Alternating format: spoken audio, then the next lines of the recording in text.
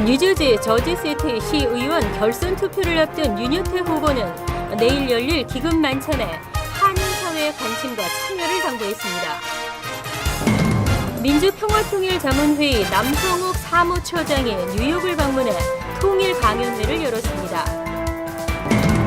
획기적인 창업투자 이민비자 도입안이 연방 상원 본회의에 상정됐습니다. 앞으로 뉴욕시에서 차량 검문에 걸렸을 때 보험증을 제시하지 못하면 차량이 견인될 수 있습니다. 지난달 미국의 기존 주택 판매가 약 3년 반 만에 최고 수준으로 나타났습니다.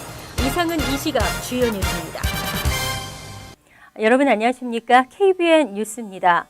다음 달 11일 뉴저지 저지시티 시의원 결선 투표를 앞둔 윤여태 후보가 기자회견을 열고 기금 만찬에 한인사회에 많은 관심과 참여를 당부했습니다.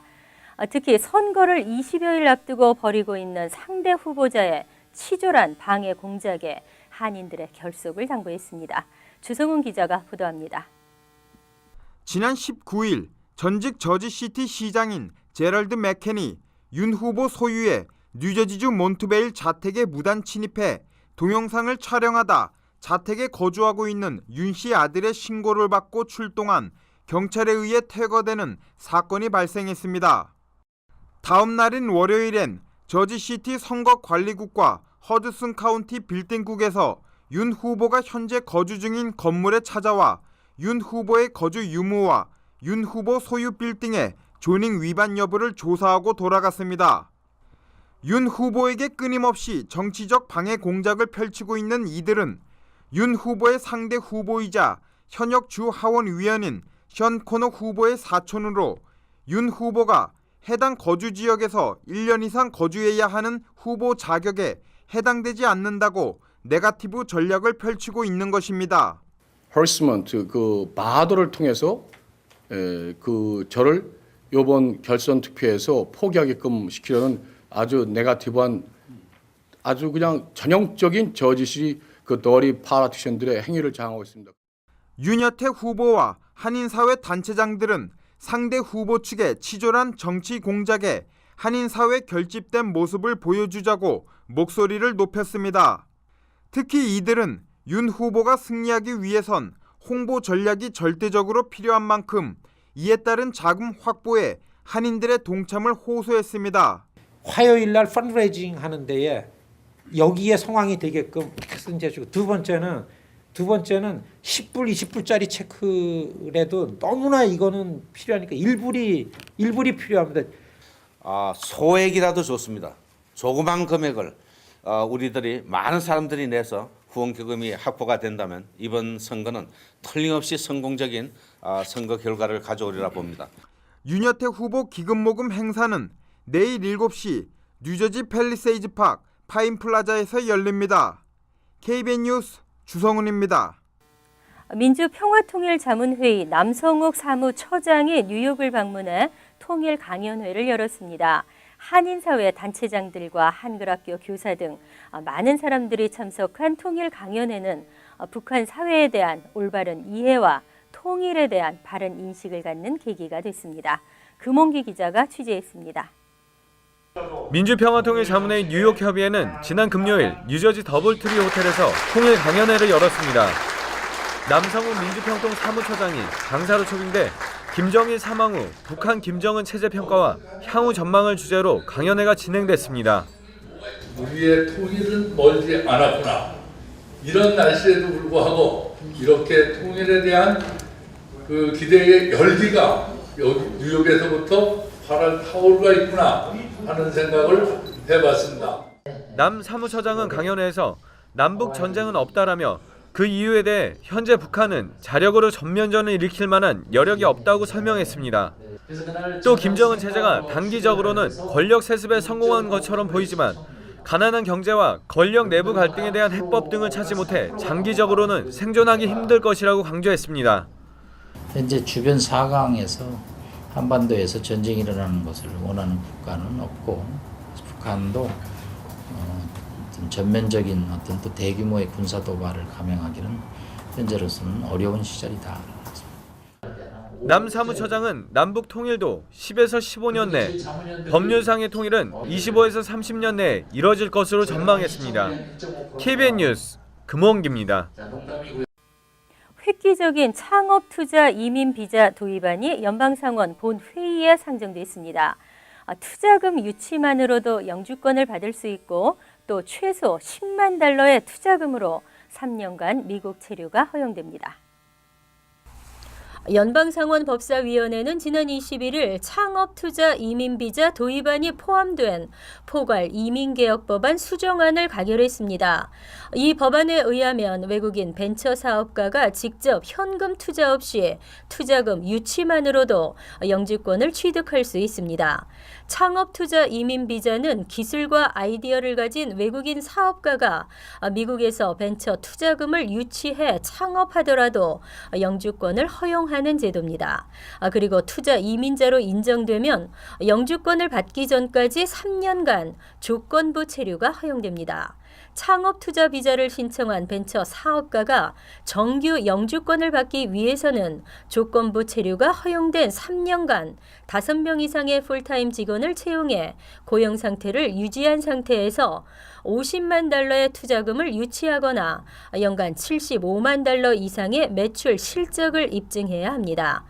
또 새로운 개념의 창업투자 비이민 비자인 X비자는 자본금을 투자해 사업체를 운영하는 외국인 사업가에게 허용되는 기존의 E2 비자와는 달리 외국인 벤처 사업가가 3명 이상의 직원을 채용해 최소 10만 달러의 투자금을 유치하거나 25만 달러 이상의 연매출을 유지할 경우 3년간 미국 체류가 허용되며 조건이 충족될 경우 횟수에 제한 없이 연장이 가능한 제도입니다. 최근 연방당국의 국경 밀입국 처벌이 강화되면서 이민법 위반 혐의 이민자가 크게 늘고 있는데요.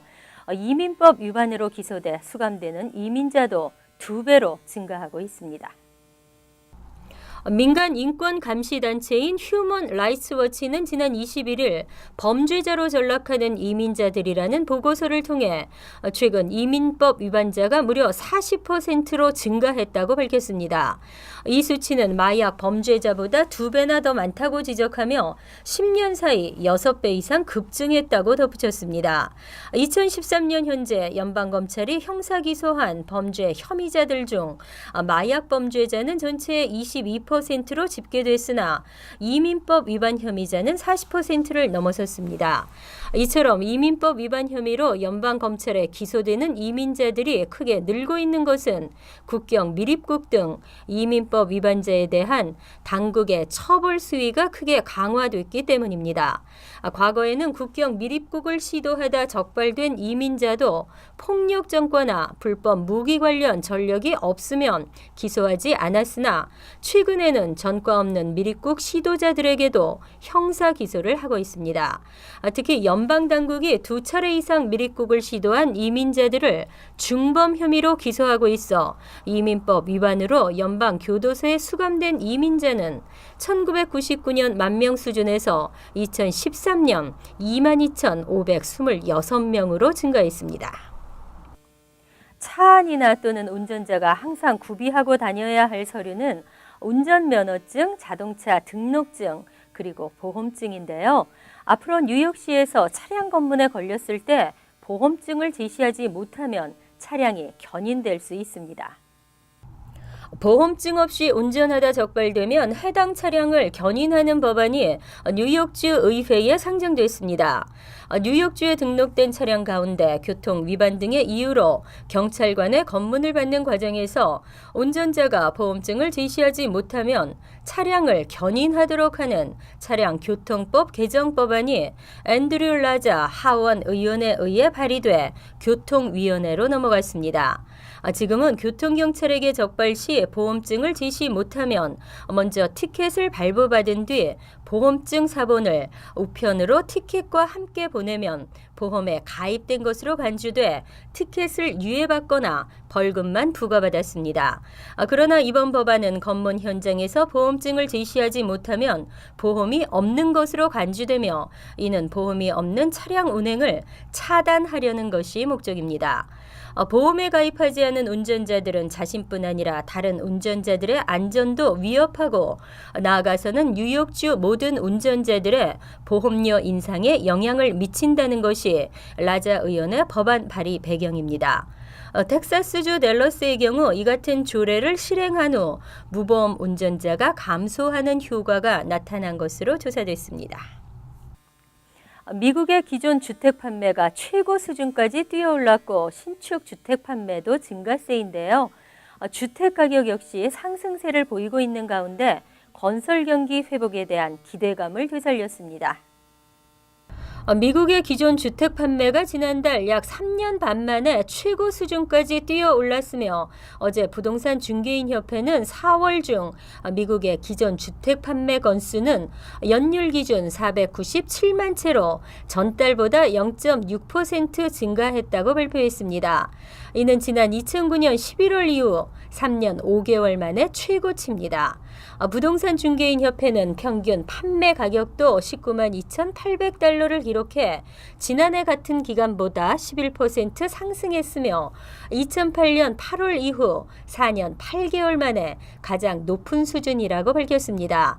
가격 상승에 힘입어 더 많은 주택이 시장에 나오면서 기존 주택 재고량은 지난달보다 11.9% 증가한 216만 채로 나타났습니다.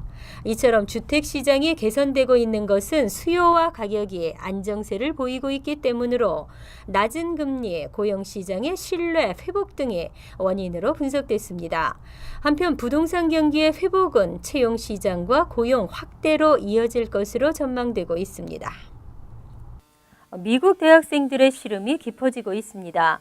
계속되는 경기 침체로 대학을 졸업한 미국 학생들이 일자리를 구하는데 어려움을 겪고 있는 가운데 취업을 해도 월급은 매년 급감하고 있으며 학자금 연체 금액은 사상 최고치를 기록했습니다.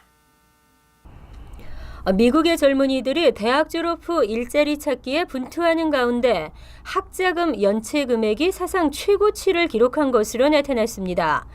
미국 교육부 보고서에 따르면 2012년 3분기 기준으로 90일 이상 연체된 학자금이 전체의 11%에 달해 지난 2003년과 비교하면 2배에 육박했습니다.